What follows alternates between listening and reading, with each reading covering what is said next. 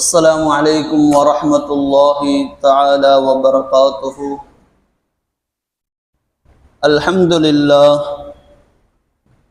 الحمد لله رب العالمين.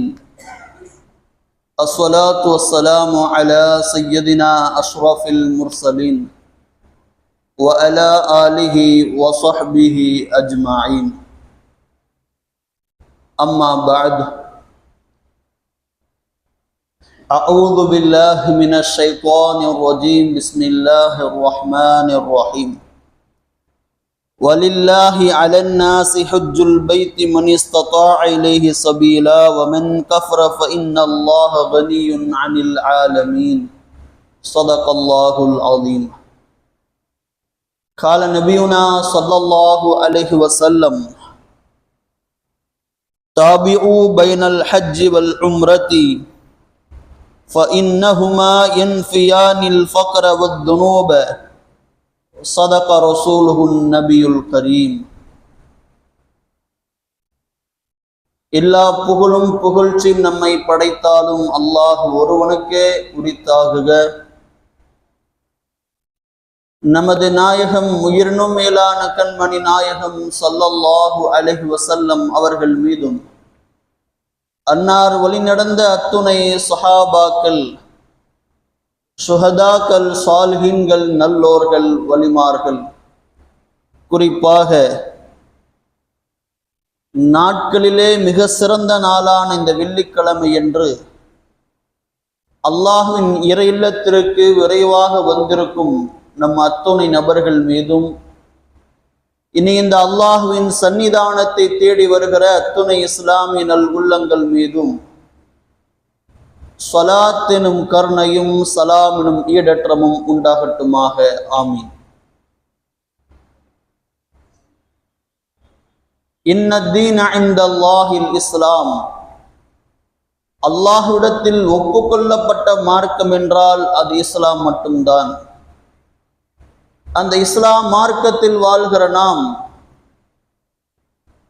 இந்த இஸ்லாமிய மார்க்கத்திலேயே வஃபாத் ஆகக்கூடிய பாக்கியத்தின் அத்துணை பேருக்கும் அல்லாஹ் வழங்குவானாக. ஆமீன். கண்ணி மிகுந்த அல்லாஹ்வின் நல்லடியார்களே,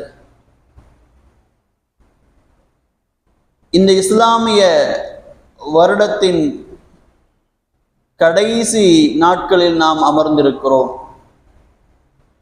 ஹிஜ்ரி 1445 ஆண்டின் 11வது மாதமான துல் கஅதா என்கிற மாதத்தின் கடைசி ஜும்மாவில் நாம் அமர்ந்திருக்கிறோம்.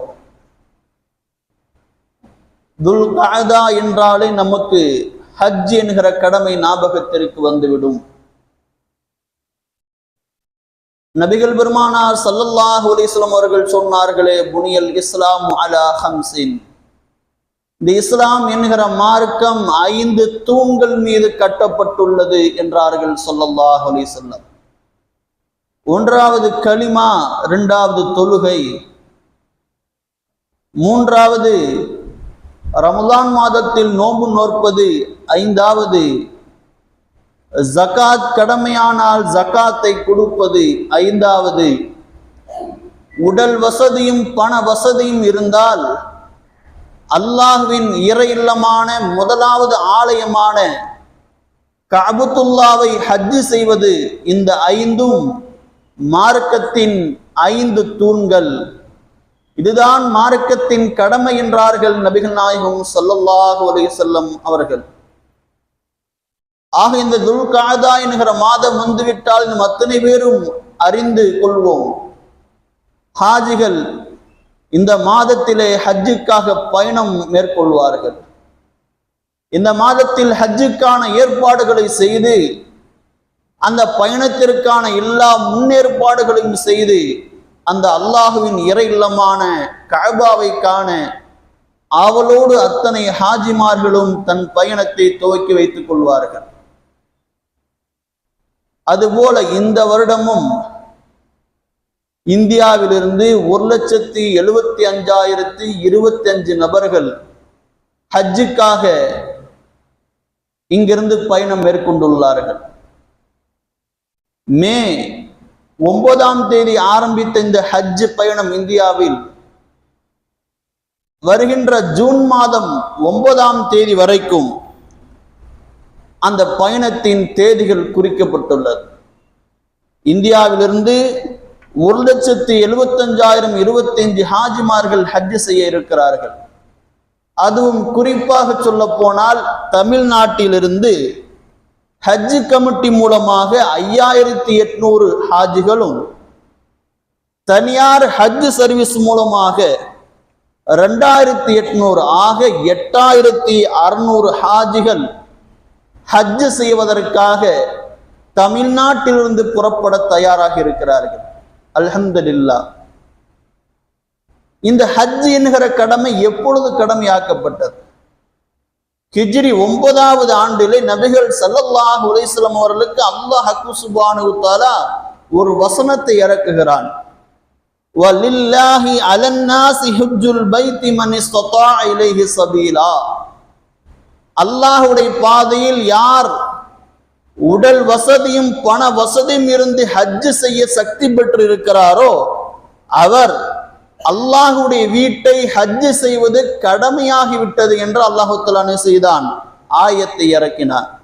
வமன் கஃபர ஃபஇன்னல்லாஹ கனியுன் அனில் ஆலமீன். யார் இந்த ஹஜ் கடமையை புறக்கணிக்கிறாரோ அவரால் அல்லாஹ்விற்கு எந்த தேவையும் இல்லை. இந்த உலகத்தார்களின் தேவைகளை விட்டும் அல்லாஹ் தன்னிறைவு பெற்றவனாக இருக்கிறான் என்று அல்லாஹு தஆலா வசனத்தை இறக்கியிருந்தார். இந்த வசனம் இறங்கியதும் நபிகள் நாயகம் ஸல்லல்லாஹு அலைஹி வஸல்லம் அவர்கள் என்ன செய்கிறார்கள்? தன்னுடைய தோழர்கள் அத்தனை பேரையும் அழைத்து என்ன செய்கிறார்கள்? ஹஜ்ஜுக்கான அழைப்பை விடுக்கிறார்கள். யா அய்யுஹன் நாஸ், மக்களே, கது ஃபரதல்லாஹு அலைக்கும் அல் ஹஜ்ஜ. அல்லாஹு தஆலா உங்கள் மீது என்ன செய்திருக்கிறான்? ஹஜ்ஜை கடமையாக்கி இருக்கிறான். எனவே ஃபஹுஜ்ஜு, நீங்கள் எல்லாம் ஹஜ் செய்ய ஹஜ் பயணத்தை மேற்கொள்ளுங்கள் என்று பெருமானார் ஸல்லல்லாஹு அலைஹி வஸல்லம் அவர்கள் ஹஜ் கடமையினுடைய அழைப்பை விடுக்கிறார்கள். இந்த அழைப்பை கேட்டதும் ஒரு சஹாபி எந்திரித்தார். அக்ரம் இப்னு ஹாபிஸ் என்கிற சஹாபி எந்திரித்தார். எந்திரித்து பெருமானாரிடத்தில் கேட்டார், நாயகமே, ஹஜ் கடமை என்றால் அந்த ஹஜ் கடமை அக்குல்ல ஆமீன் யா ரசூலல்லாஹ், ஒவ்வொரு வருடமும் ஹஜ் செய்ய வேண்டுமா? ஹஜ் செய்வதற்கு உடல் வசதியும் பண வசதியும் அத்தனை வசதி இருந்த ஒரு நபர் ஹஜ் செய்ய வேண்டும், அந்த ஹஜ்ஜை ஒவ்வொரு வருடமும் செய்ய வேண்டுமா என்று கேட்டார். நபிகள் அமைதியாக இருந்தார்கள். அவர் மீண்டும் மீண்டும் கேட்டார், இந்த ஹஜ் என்கிற கடமை ஒவ்வொரு ஆண்டும் செய்ய வேண்டுமா என்று கேட்டார். நபிகள் ஸல்லல்லாஹு அலைஹி வஸல்லம் அவர்கள் அவர் அதிகமாக கேட்டதை உணர்ந்த பெருமானார் சொன்னார்கள், நான் எதை ஏவுகிறேனோ அதை நீங்கள் கடைபிடியுங்கள், எதை நான் சொல்லவில்லையோ அதை நீங்கள் விட்டுவிடுங்கள். அதிகமான கேள்விகளை கேட்காதீர்கள். நீங்கள் கேட்டு நான் ஆம் என்று சொல்லிவிட்டால் அது கடமையாகிவிடும், அது உங்களுக்கு சிரமமாக இருக்கும். அதனால் பெருமானார் ஸல்லல்லாஹு அலைஹி வஸல்லம் அவர்கள் சொன்னார்கள், அல் ஹஜ் மர்ரத்தன், ஃபர்லான ஹஜ் என்பது ஒரு தடவைதான். ஃபர்லான ஹஜ் என்பது ஒரு தடவைதான். அதற்கு மேல் நீங்கள் செய்கிற ஒவ்வொரு ஹஜ்ஜும் நஃபிலான ஹஜ் என்றார்கள் ஸல்லல்லாஹு அலைஹி வஸல்லம். இன்னும் பெருமானார் ஸல்லல்லாஹு அலைஹி வஸல்லம் அவர்கள் ஹஜ்ஜுக்கான நற்பேறுகளையும் ஹஜ் செய்கிற ஹாஜிகளுடைய மகத்துவத்தின் பெருமானார் பலமுறை நமக்கு எத்தி வைத்திருக்கிறார்கள். அதிலும் சில விஷயங்களையும் நான் குறிப்பாக்கி சொல்கிறேன். ஒருவர் ஹஜ் செய்கிறார் என்றால் அல்லாஹுடைய பாதையில் தன்னுடைய பொருள் வசதியையும் தன்னுடைய உடல் பலத்தையும் கருத்தில் கொண்டு யார் அல்லாஹ்விற்காக ஹஜ் பயணம் மேற்கொள்கிறாரோ, ஹஜ்ஜை முடித்துவிட்டு வருகிறாரோ, அந்த ஹாஜிக்கு நபிகள் ஸல்லல்லாஹு அலைஹி வஸல்லம் அவர்கள் கொடுத்த வாழ்த்துக்கள் இருக்கிறது அல்லவா, அது மிக மிக உன்னதமான வாழ்த்துக்கள். அந்த வாழ்த்துக்களை நாம் கேட்டுக்கொள்வதும் அதை அந்த வாழ்த்துக்களால் நாம் அடுத்த ஆண்டு ஹஜ் செய்வதனுடைய ஆசை நாம் வளர்த்து கொள்ள வேண்டும். முதலாவது நற்பேரை பெருமானார் சொன்னார்கள். ஹாஜிக்கான முதல் வாழ்த்து இதுதான். பெருமானார் ஸல்லல்லாஹு அலைஹி வஸல்லம் அவர்கள் சொன்னார்கள், அல் ஹுஜ்ஜாஜ் வல் உம்மார் வஃப்துல்லாஹ். ஹாஜிகள் யார் தெரியுமா? அல்லாஹ்வுடைய குழுக்கள், அல்லாஹ்வுடைய கூட்டம். அவர்கள் அல்லாஹ்வின் விருந்தாளிகள் என்றார்கள் ஸல்லல்லாஹு அலைஹி வஸல்லம். ஹாஜிகளுக்கு பெருமானார் சொன்ன முதல் வாழ்த்து அதுதான். ஹாஜிகள் அல்லாஹ்வின் விருந்தாளிகள். அதனால்தான் ஹஜ்ஜுக்கு செய்கிற ஹாஜிகள் அத்தனை பேரும் அங்கிருக்கிற மக்கா மதினாவுடைய நிர்வாகத்தினரால் போற்றப்படுகிறார்கள். ஒரு கூட்டம், ஒரு கட்டுங்கடக்காத ஒரு கூட்டம், அதில் சில மக்கள் முன்னும் பின்னமாக எதை செய்ய வேண்டுமோ அதை செய்யாமல், எந்த இடத்தில் எதை செய்யணுமோ அதை செய்யாமல் செய்கிற சில நேரங்களில் அங்கு உள்ள நிர்வாகத்தினரால் கோபத்திற்கு ஆளாக்கப்படுவார்கள். ஆனால் ஹஜ்ஜிலே நீங்கள் அங்கு கட்டுக்கடங்காத கூட்டங்கள் வந்தும் அங்கு இருக்கிற நிர்வாகத்தினர்களால், காவலாளிகளால் சொல்லப்படுகிற ஒரு வார்த்தை இதுதான்: ஹாஜிகளே வேகமாக செல்லுங்கள், ஹாஜிகளே இங்கு நிற்காதீர்கள், அங்கு போங்கள். ஹாஜி ஹாஜி என்று மட்டும் தான் சொல்வார்கள். அவர்களை, ஹாஜிகளை ஒரு தகாத வார்த்தையாலோ கண்டிக்கிற வார்த்தையாலோ எந்த ஒரு காவலாளியும் அழைப்பதில்லை. காரணம், அவர்கள் அல்லாஹ்வின் விருந்தாளிகள். விருந்தாளிகள் என்றைக்குமே கண்ணியமாக நடத்தப்பட வேண்டும். பெருமானார் ஹாஜிகளுக்கு சொன்ன முதல் வார்த்தை அதுதான். எவர் ஹஜ்ஜுக்காக தன்னை தயார்படுத்திக் கொண்டாரோ அவர் அல்லாஹ்வுடைய விருந்தாளி. அந்த அல்லாஹ்வுடைய விருந்தாளியை கண்ணியப்படுத்துவது இந்த உம்மத்தான முஸ்லிம் மக்கள் அத்தனை பேரும் இது அவசியமான கடமை. அடுத்து பெருமானார் ஸல்லல்லாஹு அலைஹி வஸல்லம் அவர்கள் சொன்னார்கள், எந்த ஒரு மனிதர் மன் ஹஜ்ஜ ஃபலம் யர்ஃபுஸ் வலம் யஃப்சுக் ரஜக யௌமின் வலதத்துஹு உம்முஹு. பெருமானார் சொன்னார்கள், எந்த ஒரு மனிதர் அல்லாஹ்வுடைய இறை இல்லமான கஅபத்துல்லாஹ்விற்கு சென்று ஹஜ்ஜை எந்தவித தவறும் இல்லாமல், எந்தவித குறையும் இல்லாமல், எந்தவித சிறு குற்றமும் இல்லாமல் யார் செய்துவிட்டு வருகிறாரோ அவர் எப்படி ஊருக்கு திரும்புகிறார் என்றால், தன் தாய் வயிற்றில் பிறக்கும் பொழுது எப்படி அவர் பாவமே இல்லாமல் பிறந்தாரோ அதுபோல் சுத்தமானவராக அவர் வருகிறார் ஊருக்கு என்றார்கள் ஸல்லல்லாஹு அலைஹி வஸல்லம். பாவங்கள் அனைத்தையும் அல்லாஹ் மன்னித்து விடுகிறான். ஒருவர் ஹஜ் செய்த ஒருவர் ஏற்றுக்கொள்ளப்பட்ட ஹஜ்ஜுக்கான அடையாளம் அதுதான். அன்று பிறந்த பாலகனை போன்று அவர் ஊருக்கு திரும்புவார் என்றார்கள் ஸல்லல்லாஹு அலைஹி வஸல்லம். ஹஜ்ஜுக்காக செய்யப்படுகிற செலவினங்கள், நீங்கள் நினைக்கலாம் ஹஜ்ஜுக்காக இவ்வளவு ரூபாய் செலவழிக்கப்படுகிறது, அந்த செலவினங்களுக்கு அல்லாஹ் தருகிற வெகுமதி என்ன தெரியுமா? நபிகள் சொன்னார்கள், அந்நஃபகத்து ஃபில் ஹஜ்ஜி கந்நஃபகத்து ஃபீ ஸபீலில்லாஹ்.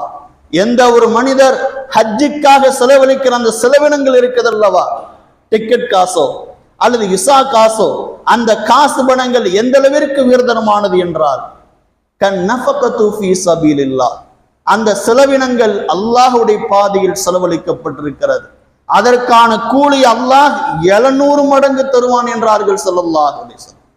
ஹஜ்ஜுக்காக ஒரு மனிதர் செய்கிற ஒரு பணச்செலவு, அந்த பணச்செலவின் காரணமாக அல்லாஹ் 700 மடங்கு நன்மைகளை அல்லாஹ் தருகிறான் என்றார்கள் ஸல்லல்லாஹு அலைஹி வஸல்லம்.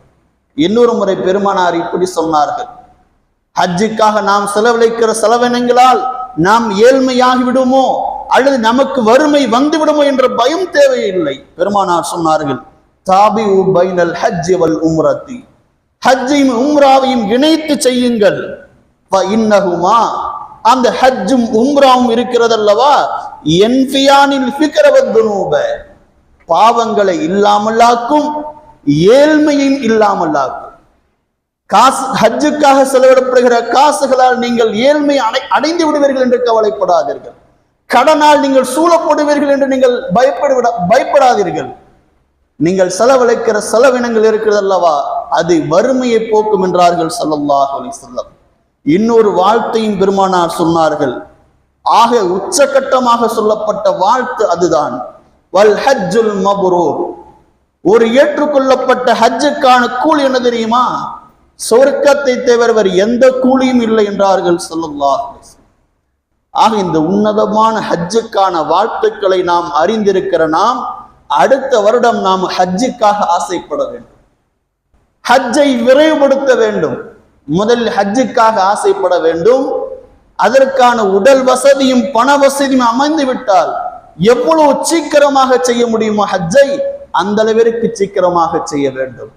ஹஜ்ஜுக்கான கால வரம்புகள் இல்லை. நீங்கள் நினைக்கலாம் இஸ்லாத்தின் கடமை 5, அதில் 5வது கடமை ஹஜ்ஜு, கடைசி கடமை ஹஜ்ஜு. அதனால நம்ம என்ன செஞ்சுக்கலாம், வயசான பிறகு செஞ்சுக்கலாம். ஆயுளுடைய கடமை கடைசி கடமை ஹஜ் அல்ல. உங்களுக்கு 25 வயசு ஆகிறது, உங்களுக்கு அல்லாஹ் பொருள் வசதியை தந்திருக்கிறார், உடல் திடகாத்திரமாக இருக்கிறீர்கள் என்றால் உங்களுக்கு ஹஜ் கடமை. நீங்கள் 25 வயதில் நீங்கள் ஹஜ்ஜுக்கு செய்யலாம். நான் வயசானதுக்கு அப்புறம் தான் செய்யணும் அப்படிங்கிற எண்ணமே இல்லை இஸ்லாத். இஸ்லாத்தினுடைய கடைசி 5வது கடமை ஹஜ். ஆனால் ஆயுளில் கடைசி கடமை ஹஜ் அல்ல. ஹஜ்ஜுக்கான வரம்புகள் இதுதான். பண வசதியும் உடல் வசதியும் இருந்தால் நீங்கள் எப்பொழுது வேண்டுமானாலும் ஹஜ் செய்யலாம். வயது வரம்பு கிடையாது இஸ்லாத்தில் ஹஜ்ஜுக்காக. நான் 50 வயசுல தான் செஞ்சுக்குவேன், 45 போகட்டும், ஒரு 60 ஆகட்டும் நான் செய்யறேன், அப்படி அல்ல மக்களே. 50 வயது அல்ல, 30 வயதாகிற நிலையில் உங்களுக்கு உடல் வசதியும் பண வசதியும் அமைந்து விட்டால் மிக சீக்கிரமாக ஹஜ்ஜை செய்து விடுங்கள். இது நான் சொல்கிற எச்சரிக்கை அல்ல, பெருமானார் சொல்கிற எச்சரிக்கை. எவ்வளவு அழகாக எச்சரிக்கையாக பெருமானார் நமக்கு சொல்கிறார்கள் பாருங்கள். மன் அராதல் ஹஜ்ஜ, எந்த ஒரு மனிதர் ஹஜ் செய்ய வேண்டும் என்று ஆசைப்படுகிறாரோ ஃபல் யத்தஅஜ்ஜல், அதை விரைவாக செய்யட்டும், அதை அவர் விரைந்து செய்யட்டும். ஏன் தெரியுமா, ஃபஇன்னஹு கத் யும்ரதுல் மரீத, அவர் எப்பொழுது வேண்டுமானாலும் நோய்க்கு அடிமையாகலாம், அவர் எப்பொழுது வேண்டுமானாலும் நோயாளியாக ஆகிவிடலாம். அதனால் ஹஜ்ஜுக்கான கடமை வயது அந்த விதிகள் வந்துவிட்டால் சீக்கிரமாக செய்து விடுங்கள். அடுத்து பெருமானார் சொன்னார்கள், ஏதாவது இடையூறு வந்துவிடும், அதனால் நீங்கள் சீக்கிரமாக ஹஜ் செய்யுங்கள். இன்னும் பெருமானார் சொன்னார்கள், ஏதாவது ஒரு தேவை வந்து விடலாம், நீ நோயாளியாகி விடலாம், ஏதாவது இடையூறு வந்துவிடும், ஏதாவது தேவைகள் உனக்கென்று வந்துவிடும், ஏன் மரணமே வந்துவிடும். அதனால் உங்களுக்கு எப்பொழுது உடல் வசதியும் பொருள் வசதியும் அமைந்து விடுகிறதோ உடனே சீக்கிரமாக என்ன செய்யுங்கள், ஹஜ் செய்து விடுங்கள் என்றார்கள் ஸல்லல்லாஹு அலைஹி வஸல்லம். இப்னு அப்பாஸ் ரலியல்லாஹு அவர்கள் அறிவிக்கிறார்கள், ஒரு நாள் பெருமானார் சொன்னார்களாம், தஅஜ்ஜலு இலல் ஹஜ்ஜி, ஹஜ் செய்வதின் பக்கம் விரைந்து வாருங்கள், விரைந்து ஹஜ்ஜை செய்யுங்கள். ஃபஇன் அஹதக்கும், உங்களில் ஒருவர் லா எதிரி, அறிய மாட்டார் தனக்கு எப்போ மரணம் வரும், தனக்கு எப்பொழுது மரணம் வரும் என்று அவர் அறிய மாட்டார். அதனால் எந்த அளவிற்கு உங்களுக்கு சீக்கிரமாக பணமும் உடல் வசதியும் இருக்கிறதோ, உடல் நலமும் இருக்கிறதோ, சீக்கிரமாக ஹஜ்ஜை செய்து விடுங்கள் என்றார்கள் ஸல்லல்லாஹு அலைஹி வஸல்லம். அன்பான அல்லாஹ்வின் நல்லடியார்களே, எப்பொழுது வேண்டுமானாலும் எந்த தருணத்திலும் சரி ஒரு நல் அமலை நீங்கள் செய்ய ஆசைப்பட்டீர்கள் என்றால், அதற்கான தகுதியும் அதற்கான சூழ்நிலையும் உங்களுக்கு அமைந்து விட்டது என்றால் சீக்கிரமாக அந்த நல் அமலை செய்து விடுங்கள். அமலை நாம் தாமதப்படுத்துவதால் நாம் நஷ்டவாளியாக மாறிவிடுவோம்.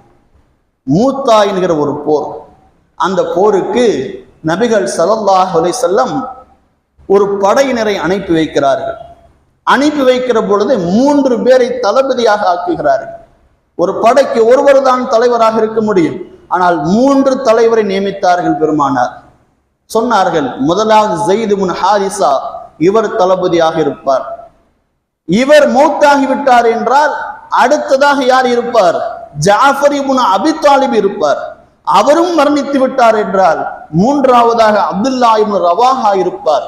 அவரும் இல்லாமல் ஆகிவிட்டால் படையினர்களை நீங்கள் உங்களுக்குள் ஒரு தலைமையை ஏற்படுத்திக் கொள்ளுங்கள் என்று சொல்லி அனுப்புகிறார்கள். வியாழக்கிழமை சாயந்திரம் நேரம், வியாழக்கிழமை அசர் தொழுதுவிட்டு அந்த படையை அனுப்புகிறார்கள். சஹாபிகளுக்கெல்லாம் ஒரே குழப்பம். ஒரு படைக்கு ஒரு தளபதியைத்தான் அனுப்புவார்கள் நபிகளார், இந்த போரில் 3 பேர்களை அனுப்புகிறார்களே. படை கிளம்பி விடுகிறது, அத்தனை பேரும் கிளம்பி விடுகிறார்கள். ஒருவர் மட்டும் பின்தங்கி விடுகிறார். அவர் பேர் அப்துல்லா இப்னு ரவாஹா. இவர் யார் என்றால் 3 தளபதிகளில் 3வதாக சொல்லப்பட்டவர் அப்துல்லா இப்னு ரவாஹா. வெள்ளிக்கிழமை மறுநாள், வெள்ளிக்கிழமை தொழுகை நடைபெறுகிறது. நபிகளார் ஜும்மா உரை நிகழ்த்தி கொண்டிருக்கிறார்கள். வருகிறார் அப்துல்லா இப்னு ரவாஹா. எங்கே பெருமானார் நம்மளை பார்த்து விடுவார்களோ என்று பெருமானாருடைய கண்ணுக்கு அகப்படாத அளவிற்கு தூரமாக ஒளிந்து கொண்டார். தொழுகை முடித்து திரும்புகிற வேளையிலே பெருமானாருடைய கண்ணுக்கு அகப்பட்டு விட்டார் அப்துல்லா இப்னு ரவாஹா. பெருமானார் கூப்பிட்டு கேட்டார்கள், நேற்று சாயந்தரமே நான் படையை அனுப்பிவிட்டேன், அந்த படைக்கு நீயும் ஒரு தளபதி, ஏன் போருக்கு செல்லவில்லை, எது உன்னை தடுத்தது என்றார்கள். கேள்விகளை அடுக்கிக் கொண்டே போனார்கள் ஸல்லல்லாஹு அலைஹி வஸல்லம். அப்துல்லா இப்னு ரவாஹா சொன்னார், யா ரசூலல்லாஹ், நீங்கள் படையை அனுப்பிய விதம் எனக்கு புதிதாக இருந்தது. நீங்கள் அனுப்பிய அந்த விதம் எனக்கு புதிதாக இருந்து அதிலிருந்து ஒரு செய்தியை நான் கண்டுபிடித்து விட்டேன். என்னவென்றால், 3 பேர் தளபதி, 3 பேரும் இல்லாவிட்டால் 4வது ஒரு தளபதி. இப்ப இந்த 3 பேரும் ஷஹீதாக்கப்படுவார்கள் என்பதை நான் புரிந்து கொண்டேன். அதில் நானும் ஒருவன். அதனால் கடைசி ஜும்மா, என் உயிர் போகிற கடைசி ஜும்மாவை நான் உங்களோடு தொழ ஆசைப்பட்டேன், உங்களுக்கு பின்னாடி நின்று தொழ ஆசைப்பட்டேன். அதனால் நான் போகல, இந்த கிளம்பிட்டேன், சீக்கிரமா போய் நான் என்ன செஞ்சிருவேன், அந்த படையை நான் அடைந்து விடுவேன் என்றார்கள். அப்பொழுது நபிகள் சொன்னார்கள், யா அப்துல்லா இப்னு ரவாஹா, நீ பின்தங்கி விட்டதால், நீ அன்றைக்கே போய் நேற்றே போயிருக்கணும், நீ ஒரு அமலை செய்வதற்கு நீ தாமதப்படுத்திக் கொண்டதால் அந்த முந்தி சென்றார்கள் அல்லவா, அவருடைய நன்மை நீ என்றைக்குமே அடைய முடியாது என்றார்கள் அப்துல்லா இப்னு ரவாஹாவை பார்த்து. அவர் ஷஹீதாக போகிறவர். வியாழக்கிழமை மாலை படை அனுப்பினார்கள். இவர் ஒரு நாள் பின்தங்கி விட்டார். நபிகள் சொன்னார்கள், முந்தி சென்றார்களே நல் அமலை செய்வதற்காக, அவர்கள் பெறுகிற நன்மையை தாமதமாக நீ போகிற அந்த படையில் சேரப்போகிற நீ அடைய முடியாது என்றார்கள் ஸல்லல்லாஹு அலைஹி வஸல்லம். போர் நடைபெறுகிறது. போருடைய காட்சிகளை பெருமானார் மதீனாவில் விவரித்து கொண்டிருக்கிறார்கள். அல்லாஹ் காண்பித்தான். போரை விவரிக்கிற சமயத்தில் சொல்கிறார்கள், ஸைத் இப்னு ஹாரிஸா ஷஹீதாகி விட்டார். அடுத்து ஜாஃபர் இப்னு அபீ தாலிப் படைத்தளபதியாக இருக்கிறார், அவரும் ஷஹீதாகி விட்டார். 3வதாக இந்த அப்துல்லா இப்னு ரவாஹா லேட்டா போனார்ல, அவரும் கொடி எடுத்து கடுமையாக போரிடுகிறார், தளபதியாக நின்று அவரும் கொல்லப்படுகிறார், அவர் ஷஹீதாக்கப்படுகிறார். இப்படி பெருமானார் வரிசையாக என்ன செய்கிறார்கள், விவரித்து கொண்டே வருகிறார்கள். இப்பொழுது சொன்னார்கள் நபிகளார், போர் முடிந்து விட்டது, ஷஹீதுகளுடைய உடலை அல்லாஹ் என்ன செய்கிறான், தங்க கட்டிலில் அல்லாஹ் தூக்கி கொண்டு போகிறான். ஜிப்ரீல் எல்லா மலக்குகளும் தூக்கி கொண்டு போகிறார்கள். முதல் கட்டில் போகிறது யார், ஸைத் இப்னு ஹாரிஸா, முதல் படை தளபதி. 2வது கட்டில் போகிறது ஜாஃபர் இப்னு அபீ தாலிப். 3வது கட்டிலும் போகிறது இது அப்துல்லா இப்னு ரவாஹா. ரசூலுல்லாஹ் சொன்னார்கள், இந்த 3வது போறாரே அப்துல்லா இப்னு ரவாஹா, அவருடைய கட்டிலுடைய கால், அந்த கால் மட்டும் உடைஞ்சு வளைஞ்சு இருக்கு அப்படின்னு நாங்க பெருமானார். சஹாபாக்கள் கேட்டாங்க, மிம்மஹாதா அம்மஹாதா, எதற்காக இப்படி உடைஞ்சிருக்கு அந்த தங்க கட்டில் என்றார்கள். ரசூலுல்லாஹ் சொன்னார்கள், இவர் தாமதமாக போருக்கு சென்றார் என்றார்கள் ஸல்லல்லாஹு அலைஹி வஸல்லம். அப்போ ஒரு நல்ல காரியம், வியாழக்கிழமை மாலையே அந்த படையை அனுப்பினார்கள். அப்துல்லா இப்னு ரவாஹா மறுநாள் தாமதமாக சென்றார். ஒரு நல் அமலை அவர் விரைந்து செய்யாமல் தாமதமாக சென்றார். அதனால் அவர் ஷஹீதுதான், ஆனால் அந்தஸ்தில் சிறிய குறைவு ஏற்பட்டு விட்டது. அதுபோலத்தான் நன்மையான காரியங்கள் செய்வதற்கான தகுதி வந்து விட்டால், சூழ்நிலை அமைந்து விட்டால் விரைவாக செய்து விட வேண்டும், தாமதப்படுத்தக்கூடாது. தாமதப்படுத்தினோம் என்றால் நாம் நஷ்டவாளியாக மாறி விடுவோம். அதைத்தான் பெருமானார் சொல்கிறார்கள், ஹஜ்ஜுக்கான உடல் வசதியும் பண வசதியும் உங்களுக்கு இருக்குது என்றால் மிக விரைவாக நீங்கள் செய்து விடுவீங்க, மிக விரைவாக செய்து விடுங்கள். தாமதப்படுத்தினர்கள் என்றால் உங்களுக்கு மரணம் வரலாம், நீங்கள் நோயாளியாக மாறிவிடலாம், உங்களால் உங்க சுய தேவைகளுடன் நிறைவேற்ற முடியாத அளவிற்கு நீங்கள் பலகீனமான மக்களாக மாறிவிடலாம். அதனால் ஹஜ்ஜுக்கான வாய்ப்பு, ஹஜ்ஜுக்கான தகுதி, உடல் வலிமையும் பொருள் வசதியும், இந்த 2ம் அமைந்து விட்டால் மிக விரைவாக செய்து விடுங்கள் என்கிறார்கள் ஸல்லல்லாஹு அலைஹி வஸல்லம். மிக விரைவாக ஹஜ் செய்யாதவர், உடல் வலிமை இருக்கிறது, பொருள் வசதி இருக்கிறது, ஆனால் ஹஜ்ஜை பிற்படுத்தி கொண்டே இருக்கிறார், தள்ளி போடுகிறார், அவருக்கான தண்டனை என்ன தெரியுமா? ரசூலுல்லாஹி ஸல்லல்லாஹு அலைஹி வஸல்லம் அவர்கள் சொல்கிறார்கள், திருமிதி என்கிற கிதாபிலே ஏற்றுக்கொள்ளப்படுகிற 6 ஹதீஸ் கிரந்தங்களில் 3வது அந்தஸ்தை பெற்ற திருமிதி என்கிற கிதாபில் பதிவு செய்யப்படுகிற ஹதீஸ் 740வது பதிவு செய்யப்படுகிறது. பெருமானார் சொல்கிறார்கள், மன் மலக ஜாதன் வ ராஹிலத்தன் துபல்லிஹு இலா பைத்தில்லாஹ். எந்த ஒரு மனிதருக்கு அல்லாஹ் உடல் வலிமையும் பொருள் வசதியும் கொடுத்து யார் ஹஜ் செய்யவில்லையோ, அன் தமூத்த யஹூதியன் அவ் நஸ்ரானியன், அவர் யூதராகவோ அல்லது கிறித்தவராகவோ அவர் மரணிக்கலாம் என்றார்கள் ஸல்லல்லாஹு அலைஹி வஸல்லம். ஈமான் பறிபோய்விடும். எவருக்கு உடல் வலிமையும் பொருள் வசதியும் இருந்து ஹஜ்ஜை தாமதப்படுத்துகிறாரோ அவர் யூதராகவோ அல்லது கிறித்தவராகவோ மரணிக்க அதிக வாய்ப்புள்ளது என்கிறார்கள் ஸல்லல்லாஹு அலைஹி வஸல்லம். ஏன் உமர் ரலியல்லாஹு அவர்கள் சொல்கிறார்கள், தன்னுடைய மந்திரிகளுக்கு சொன்னார்கள், நான் ஒரு திட்டம், ஒரு அறிவிப்பு செய்யலாம் என்று நினைக்கிறேன், அதுக்குன்னு ஒரு குழுவை நியமிக்கலாம் இருக்கிறேன். என்ன குழு தெரியுமா? ஒரு 6-7 பேர் குழுவை நியமிச்சு ஒவ்வொரு ஊருக்கும் போங்க, போய் உடல் வலிமையும் பொருள் வசதியும் இருந்து எவன் ஹஜ் செய்யவில்லையோ அவனையெல்லாம் கணக்கிடுங்கள், கணக்கிட்டு அவனிடம் ஜிஸ்யா வரியை கேட்டு வாங்குங்கள் என்று நான் முடிவு செய்ய போகிறேன் என்றார்கள் உமர் ரலியல்லாஹு. ஜிஸ்யா வரி யாருக்கு தெரியுமா? ஒரு முஸ்லிம் நாட்டில் வாழ்கிற ஒரு மாற்று மத சகோதரருக்கு வாங்குகிற வரி. ஏனென்றால் மாகும்பி முஸ்லிமின், அவர்கள் முஸ்லிமே இல்லை என்றார்கள் உமர் ரலியல்லாஹு. யாருக்கு பொருள் வசதியும் உடல் வலிமையும் இருந்து யார் ஹஜ்ஜை தாமதப்படுத்திக் கொள்கிறாரோ, பிற்படுத்துகிறாரோ அவர் முஸ்லிம் இல்லை, அவருடன் நான் ஜிஸ்யா வரியை வசூலிக்க ஆசைப்படுகிறேன் என்றார்கள் உமர் ரலியல்லாஹு. ஆக நாம் ஹஜ்ஜை விரைந்து செய்ய வேண்டும். அதற்கான தகுதி இருக்கிற பொழுது நாம் அதை பிற்படுத்தக்கூடாது. ஹஜ்ஜுக்காக நாம் ஆசைப்பட வேண்டும். நமது முன்னோர்கள் எல்லாம் ஒன்றுக்கு பல ஹஜ்ஜுகளை செய்துள்ளார்கள். இமாம் ஹசன் ரலியல்லாஹு ரசூலுல்லாஹ்வுடைய பேரர் தன் வாழ்நாளில் 15 ஹஜ்ஜை செய்துள்ளார்கள். ஒரு தடவை செய்வது ஃபர்து தான், மறுமுறை செய்கிற பொழுது நஃபிலாகும்.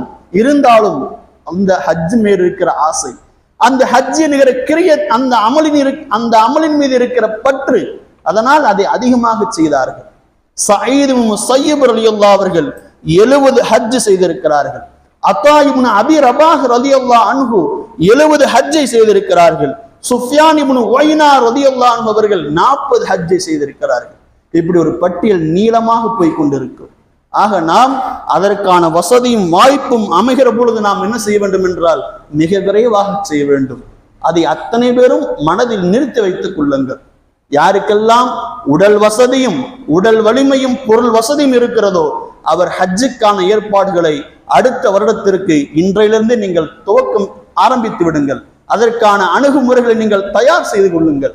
ஏனென்றால் எப்பொழுது வேண்டுமானாலும் மரணம் வரலாம், எப்பொழுது வேண்டுமானால் நாம் நோயாளியாக மாறிவிடலாம், எப்பொழுது வேண்டுமானால் நம்முடைய சுய தேவைகளே தீர்த்து கொள்ள முடியாத அளவிற்கு பலகீனமான மக்களாக மாறிவிடலாம். அதனால் ஹஜ்ஜுக்காக ஆசைப்படுங்கள்.